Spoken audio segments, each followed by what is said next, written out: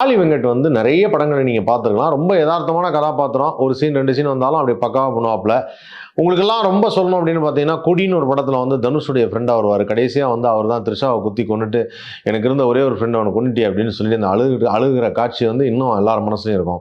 அப்புறம் விஜய் சார் படத்துல வந்து குழந்தைய ஆட்டோல டிராப் பண்ண அந்த குழந்தை இறந்தோன்னா அதை பத்தி பேசுற அந்த டயலாக் வந்து இன்னும் எல்லார் மனசுலயும் இருக்கும். இந்த மாதிரி நிறைய படங்கள்ல காளி வெங்கட் நடிச்சிருக்காப்ல. ஆனா காளி வெங்கட் ஒரு சிறந்த நடிகர். அவருக்கு இந்த மாதிரியான திரைப்படங்களும் இந்த மாதிரி கதைகளும் அமையணும், நிறைய படங்கள் பண்ணணும் அப்படிங்கிறது தான் என்னுடைய ஆசை. ஏன்னா எனக்கு வந்து அவருடைய ஆக்டிங் வந்து ரொம்ப யதார்த்தங்கிறது பிடிக்கும். இறுதி சுற்று படத்துல வந்து ஒரு வயசான ஒரு அப்பா கேரக்டர் நடிச்சிருப்பாப்ல, அதுவும் பிரமாதமா இருக்கும். ஸோ காளி வெங்கட் என்னன்னா அது யதார்த்தமா எக்ஸ்பிரஸ் பண்ணக்கூடிய ஒருத்தர்.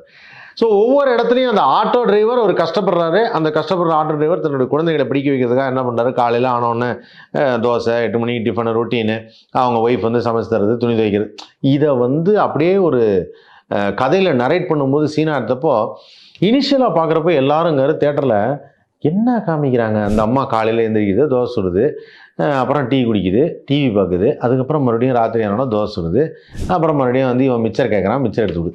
இப்படி பார்க்கும்போது பல பேர் என்ன நினச்சாங்கன்னா, இதில் என்னங்க இந்த சீனு என்ன இருக்குது, ஒன்றுமே இல்லைன்னு. ஆனால் இதுக்கு ஒரு எக்ஸாம்பிள் சொல்கிறேன்.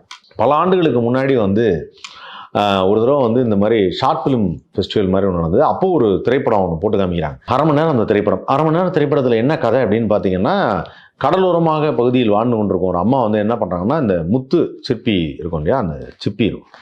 அந்த சிப்பியை எடுத்துகிட்டு உடச்சிட்டு அந்த முத்து எடுத்துகிட்டு ஓரமாக போட்டு சிப்பி, முத்து எடுத்துகிட்டு ஓரமாக போட்டு சிப்பி, இது மாதிரி